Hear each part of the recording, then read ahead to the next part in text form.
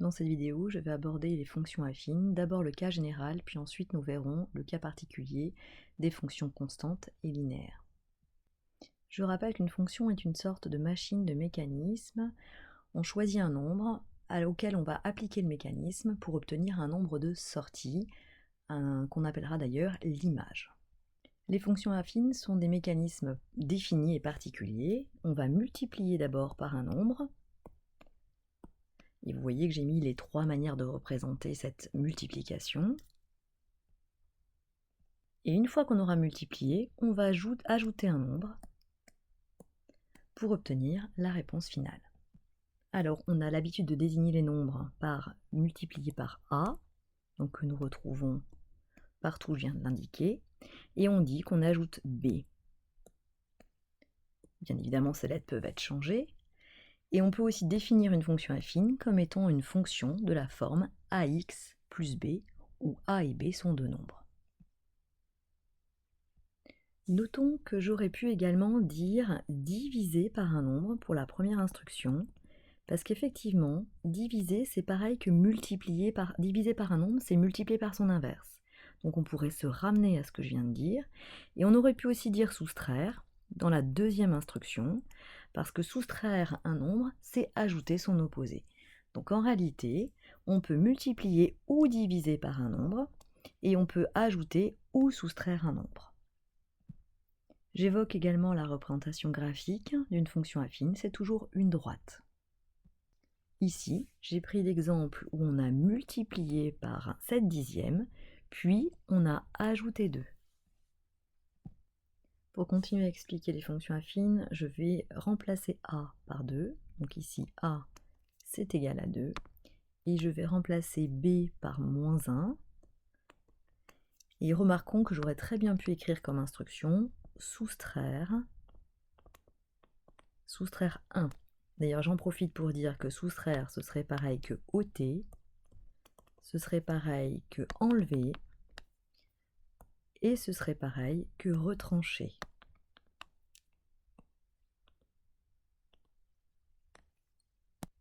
Voici le schéma que j'aurais pu associer à ce programme de calcul. Voici la fonction, effectivement, si j'avais mis x, nous aurions 2 fois x, 2x, 2x moins 1. Ici, j'ai fait apparaître le plus b, donc j'ai choisi de vous l'écrire de la sorte, mais j'aurais très bien pu écrire ce que je viens d'écrire, 2x moins 1. Je profite de cette vidéo pour rappeler comment on obtient un tableau des valeurs de la fonction grâce à un tableur. Donc je clique dans la case, ici c'est la case B2, je commence par mettre égal, et puis je vais finalement saisir la formule. Et la formule, c'est de demander de prendre le nombre, ici il est représenté par B1, multiplié, je rappelle que c'est étoile, multiplié par 2, et j'enlève 1. En faisant ceci, je vais trouver le nombre qui est associé au nombre moins 3, mais en étirant la formule, on va automatiquement me calculer les autres images. Donc j'obtiens ici un tableau des valeurs. Et pour avoir une représentation graphique, il faudrait que je saisisse chacun des points, et le plus grand nombre possible. Donc de coordonnées, moins 3, point virgule, moins 7, donc d'abscisse moins 3 et d'ordonnée moins 7. Chaque fois, ça me donne un point, et l'infinité de points me fabrique la courbe représentative de la fonction. Mais j'ai un autre outil pour faire ça, et je vais ici le montrer avec GeoGebra. Quand on est sur une copie avec un graphique, par contre, on doit saisir un maximum de points, sauf si on connaît d'avance l'allure et qu'on a des stratégies pour être plus rapide, j'en reparlerai après. Parce que nous verrons que 2 points suffisent pour définir la représentation graphique. Je montre ici comment saisir dans GeoGebra 2x moins 1. Nous allons voir apparaître, alors là pour l'instant 2x, j'ai mis 2 seulement, donc 2x moins 1. Et nous voyons apparaître la droite. J'avais expliqué qu'une fonction affine est toujours représentée par une droite. Donc la droite qui correspond à la fonction 2x moins 1. Donc ici, nous avons vraiment toutes les représentations de cette fonction, avec un texte, le diagramme qui traduit le programme de calcul, l'expression littérale de la fonction, un tableau des valeurs et une représentation graphique de la fonction. Donc pour faire une première synthèse, on multiplie ou on divise par un nombre pour avoir une fonction affine, puis on ajoute ou on soustrait un nombre. Ça va apparaître de la forme ax plus b, de manière générique. Nous aurons un tableau des valeurs, attention, c'est pas forcément un tableau de proportionnalité, la plupart du temps ça l'est pas, sauf un cas particulier. Et nous avons toujours une représentation graphique qui est une droite. Maintenant que j'ai procédé aux généralités, on va voir un certain nombre de questions qui sont posées autour des fonctions. Donc là, je vais voir comment on obtient une image et un antécédent, justement dans les différents registres, les différentes manières d'exprimer la fonction. Si on a un programme de calcul et qu'on souhaite avoir l'image de 5, on veut donc le nombre de sorties. Ça veut dire que ça, c'est le nombre qu'on rentre dans la machine. 5 multiplié par 2, 10, moins 1, 9. Donc la réponse ici, ce sera 9. Si on veut l'antécédent c'est le nombre qu'on a mis dans la machine pour obtenir comme réponse 6. Donc je mets 6 et je vais faire le contraire, donc une remontée du programme de calcul. J'obtiens 7. 7, je divise par 2 et je vais obtenir 3,5. Donc l'antécédent de moins 6, c'est 3,5. D'ailleurs, si on refait dans l'autre sens, on voit bien que ça va fonctionner. Même question, mais cette fois-ci, vous n'avez pas le texte, donc vous n'avez pas le programme de calcul, vous avez l'expression littérale de la fonction. Ce qu'on attend de vous pour l'image, eh bien, ça veut dire que 5 est le nombre choisi au départ, donc on va calculer f de 5, on fait apparaître le signe multiplié, on montre qu'on s'est remplacé, on obtient 10 moins 1, on obtient 9, sans surprise bien évidemment, la réponse que nous avons vue avant. Et comment ça fonctionne pour calculer l'antécédent? En réalité, on va avoir une équation, une petite équation, mais une équation quand même, parce qu'on cherche quel nombre on met pour obtenir 6. Et on va remplacer f de x par son expression, et on va ici faire procéder à une résolution d'équation, et on revoit la remontée de programme de calcul que nous avons fait précédemment. Nous allons obtenir 2x égale 7, et en divisant par 2 de chaque côté, nous allons obtenir que x est bien égal à 3,5. Et donc, quand nous avons la forme de l'expression littérale de la fonction, pour la deuxième question, c'est sous forme d'équation que l'on doit résoudre, une équation que l'on doit résoudre pour pouvoir déterminer l'antécédent, le nombre de départ. Beaucoup plus facile, mais je le montre également. Si on cherche l'image de 5, donc on cherche un nombre de sorties, donc on va chercher un nombre réponse dans la deuxième ligne d'un tableau de valeurs, en entrant 5 dans la machine, donc en ayant 5 comme nombre de départ, et on retrouve bien ici notre 9 que nous avions juste avant. De la même manière, quand on cherche un antécédent, on cherche un nombre de départ, donc notre réponse sera dans la première ligne du tableau, avec 6 comme nombre associé, donc dans la deuxième ligne du tableau, on repère le 6, et la réponse va bien être le 3,5. Dernière chose, quand on a une représentation graphique, l'image est le nombre que nous avons en hauteur, si je peux m'exprimer ainsi. Alors, je vais peut-être d'abord faire un autre exemple. Prenons par exemple ce point, qui est un point de la courbe. Il a pour abscisse 4 et il a pour ordonnée 7. Donc ce point A a pour coordonnées 4 et 7, ce qui signifierait dans un tableau que 4 devient 7 si on raisonne en termes de mécanisme. Donc on va procéder dans l'autre sens. Maintenant, nous, on cherche l'image de 5. Donc finalement, on cherche à connaître, comme on a vu précédemment, je mets 5, qu'est-ce que je vais obtenir? Donc le 5, il est à prendre ici. On cherche le point qui correspond au 5 d'abscisse 5 sur la courbe, c'est celui-ci, et il va correspondre à l'ordonnée 9. Donc c'est comme ça qu'on va trouver l'image de 5. De la même manière, quand on cherche l'antécédent, on cherche ce nombre-là, donc on va chercher une abscisse. L'ordonnée est de 6, l'ordonnée se lit ici, donc c'est ce 6-là qui nous intéresse. On cherche le point de la courbe qui correspond à ce 6. Et on va essayer de trouver l'abscisse, qui sera ici 3,5. Alors on voit bien ici l'inconvénient qu'on retrouve pour les graphiques. La lecture graphique n'est pas forcément précise. Donc pour résumer, quand on a 5, son image est 9. Quand on a 6, son antécédent est 3,5. Autre type de question. On vous demande de tracer une représentation graphique d'une fonction affine. Comme nous savons que la représentation graphique d'une fonction affine est une droite, finalement, si j'ai 2 points, une fois que j'aurai placé 2 points, je pourrai tracer la droite qui passe par ces 2 points. Avoir 2 points signifie avoir un abscisse et ordonnée de 2 points. Et je rappelle qu'on peut le voir aussi comme étant, dans un tableau, finalement, les 2 nombres que je viens d'indiquer. Alors, je choisis. Bizarrement, je peux choisir mes points. Je vous propose de choisir 0, vous comprendrez encore pourquoi, mais on peut choisir n'importe quoi. 0 fois 2, 0, et puis je vais avoir 0, moins 1, moins 1. Et puis si j'en prends un deuxième, prenons 3 par exemple. 3 fois 2, nous avons 6. Et 6 moins 1, nous obtenons 5. Donc en allant dans les autres registres, 0 me donne moins 1, 3 me donne 5. Donc 0, moins 1, 3, 5. Ça y est, j'ai obtenu 2 points que je vais nommer A et B et que je vais pouvoir placer. À 0, j'ai moins 1 comme ordonnée, c'est le point A. À 3, 1, 2, 3. Je monte de 5, 1, 2, 3, 4, 5. Et j'ai mon point B. Je n'ai plus qu'à tracer, alors je vais faire à main levée, mais bien évidemment c'est la règle. Je n'ai plus qu'à tracer cette droite qui passe par A et B.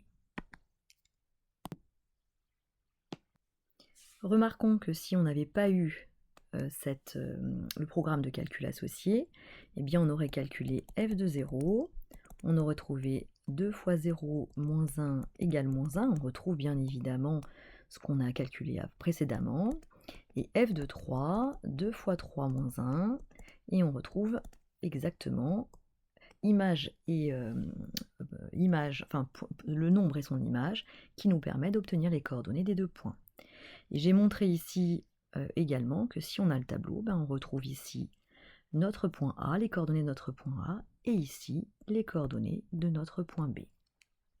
Donc selon ce qu'on vous donnera, si on vous donne un programme de calcul associé à la fonction, ou si on vous donne l'écriture littérale de l'expression de la fonction, ou si on vous donne un tableau de valeurs, c'est à vous à déterminer les coordonnées de 2 points pour ensuite les placer dans le graphique. Alors nous avons également une deuxième méthode, on n'a pas forcément besoin de connaître 2 points, mais en réalité ce que je vais vous expliquer va s'appuyer sur ces 2 points.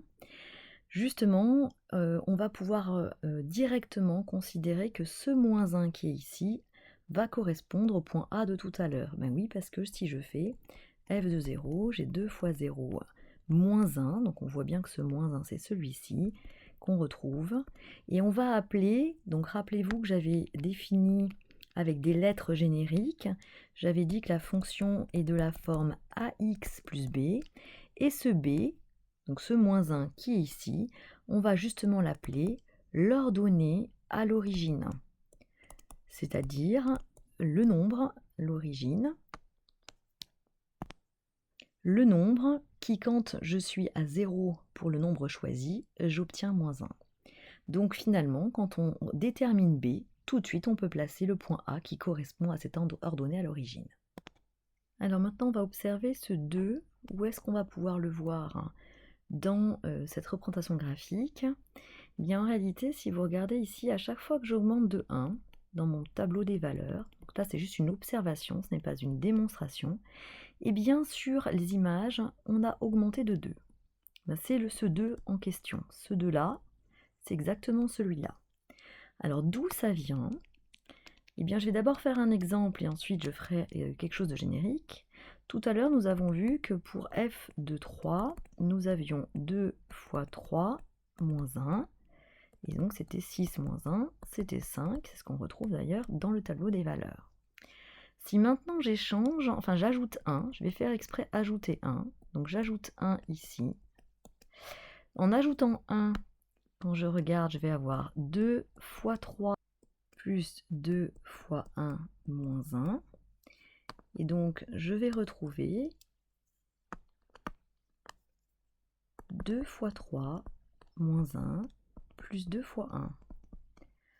Alors, qu'est-ce que j'essaye de vous dire? C'est que ce 3, on pourrait imaginer que ça peut être n'importe quel nombre. Si on observe ici, on se retrouve avec f de 3 plus 2 fois le 1, donc plus 2. Donc si j'imagine qu'à la place du 3, je mettais un x, ça voudrait dire que à chaque fois que j'augmente de 1 le nombre d'entrées, la réponse va être augmentée de 2, et ce 2, c'est bien le 2, donc c'est le 2 d'ici, qu'on retrouve ici, et qui est ce 2-là. Donc là, ce serait la démonstration, à condition d'échanger le 3 que j'ai mis en 2 par un x, qui dit que à chaque fois que j'augmente de 1, ce que je montrais dans le tableau ici, à chaque fois que j'augmente de 1 mon abscisse, mon ordonnée va augmenter de 2. Alors qu'est-ce que ça veut dire sur le graphique? Eh bien ça veut dire, le premier point qu'on avait vu qui était facile à obtenir grâce à l'ordonnée à l'origine, le point A, eh bien ça veut dire que quand je vais augmenter de 1, donc je passe pour un point d'abscisse 1, et si je me mets au niveau de l'abscisse, l'ordonnée du point A, donc j'augmente de 1, je monte de 2, et là j'obtiens un nouveau point. Et vous pouvez vérifier que le point 1, 1, 1 est bien dans le tableau. Et je continue. Si j'augmente par rapport à ce que j'avais déjà de 1, eh bien je vais augmenter la réponse, je vais augmenter l'image obtenue de 2. Et j'obtiens le point suivant.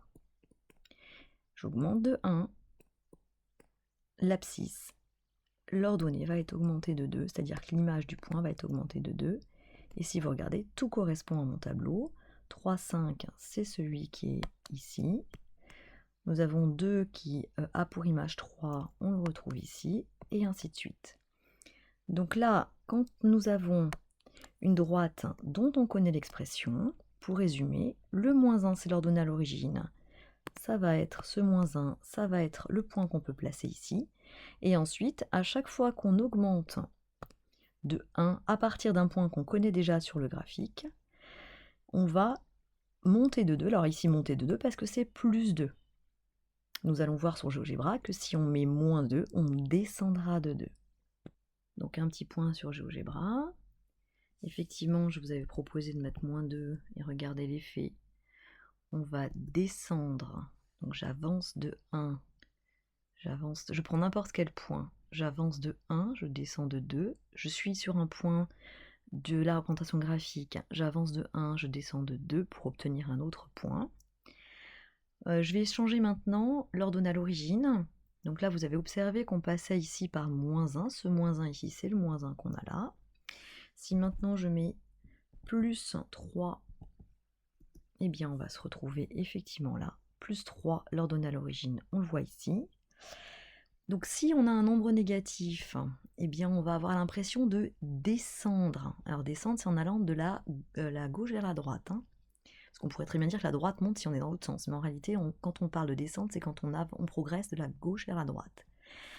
Donc je peux mettre des nombres qui ne sont pas forcément des nombres entiers. Voilà. Alors là, on voit qu'on descend moins, c'est moins pentu. Et c'est ce que j'allais montrer d'ailleurs. Même si c'est un nombre qui est inférieur à 0, eh bien, nous allons pouvoir avoir, avec un nombre inférieur à 0, on aura quand même l'impression de monter, à condition que le A, le coefficient multiplicateur, soit positif. Donc là, on voit, on passe par 1, l'ordonnée à l'origine qui est 1, puis j'avance de 1, je monte de 6 dixièmes, et ainsi de suite. Alors, commençons un cas particulier que nous allons voir après. Si je fais multiplier par 0, eh bien, je vais me retrouver avec toujours 1, toujours 1, toujours 1. Ce sera la fonction constante. Et si j'additionne, je fais plus 0, du coup, il n'y a plus rien, mais je vais exprès écrire un plus 0. Eh bien, je me retrouve avec une fonction linéaire qui passe par, justement, 0, 0. et qui passe par l'origine. Et là, on se retrouve avec le cas particulier d'une fonction linéaire. Alors maintenant qu'on sait ça, justement, quand on a la représentation graphique de la fonction, on peut essayer de trouver son expression. Alors justement, on va regarder. L'ordonnée à l'origine, c'est 2, donc ce sera plus 2. On voit que la droite descend, donc je peux déjà mettre un moins. Et moi, je sais que si j'avance de 1, je descends de... Et cette valeur-là, c'est ce que je vais devoir mettre ici. Alors là, quand on observe, c'est pas si facile. Regardez, je prends un point, donc j'ai l'impression de bien pouvoir connaître les coordonnées. J'avance de 1, je pourrais faire avec n'importe quel point. Et j'ai l'impression de descendre de 1,5. Alors quand on n'est pas très sûr, on cherche un autre point. Et on va finalement avoir de la proportionnalité. Parce que là, je vois, j'avance de 2, je descends de 3. Du coup, si j'avance de 1, et bien là, je vois bien que mon 1,5 est juste. Et c'est de cette manière que je vais pouvoir directement proposer, en voyant la représentation graphique d'une fonction, et bien je vais pouvoir proposer son expression, enfin une expression littérale. Pour finir les cas particuliers que j'ai déjà montrés sur GeoGebra, et bien si on multiplie, on a deux fois on pourrait mettre un 0, soit on met 0, on multiplie par 0, et on aura un nombre. Par exemple, ajouter moins 1. Là, on aura une fonction constante. Et si on décide de multiplier par un nombre, par exemple 2, mais on n'ajoute rien, on ajoute 0, donc là on a 2, là on a 0, on aura une fonction linéaire. Je le remontre ici, fois 0 moins 1, donc quand on a fois 0, finalement le x n'existe plus. Ce qui revient à voir pour n'importe quel nombre. Je peux mettre n'importe quoi, je vais toujours répondre moins 1, et la fonction constante, c'est une droite qui va être horizontale, on le voit ici, horizontale à l'axe des abscisses. La fonction linéaire, c'est le cas où on ne va pas ajouter, donc vous voyez là, on aurait pu ajouter quelque chose, et on va ajouter ou soustraire 0, donc on se contente juste de multiplier. Une machine qui multiplie, eh bien en réalité, c'est, et on le voit résumé ici, c'est lié à la proportionnalité. Donc cette fois-ci, c'est un tableau de valeurs, mais je peux l'appeler, c'est le seul cas où je peux appeler ça un tableau de proportionnalité, ce qui n'était pas le cas avant. On va donc multiplier et on obtient une droite qui passe par l'origine. Par contre, remarquons qu'on retrouve cette histoire, j'avance de 1 et je monte de 2. Parce que ça n'a pas changé, puisque c'est le fameux A dans f de x égale A, dans le cas générique que j'ai présenté avant. J'avance de 1, je monte ou je descends de A. Pour finir, je reprends la diapositive qui au départ a des valeurs, mais je vais maintenant rajouter par-dessus. Donc on multiplie par A, on ajoute B.